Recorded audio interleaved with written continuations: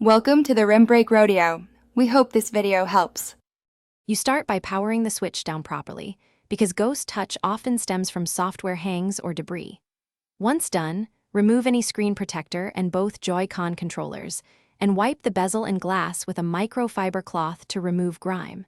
Then perform a soft reset. Hold power with volume up and down for about 15 to 20 seconds. This clears transient errors.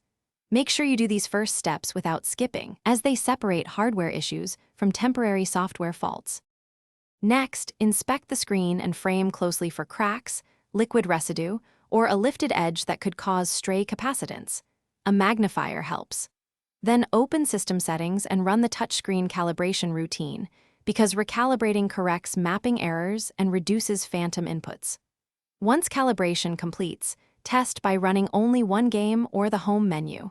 If erratic inputs persist, boot into recovery mode to rule out software conflicts and try calibration again. This narrows down hardware versus firmware causes.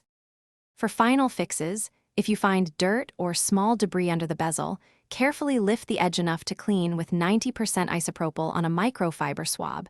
Do this gently to avoid damage. If the problem remains, the digitizer or screen assembly may be faulty. Replace the part or use a certified repair service, because improper DIY replacement can void warranty.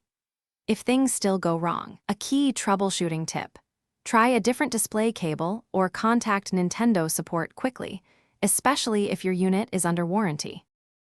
Thanks for watching. Consider subscribing if we helped you.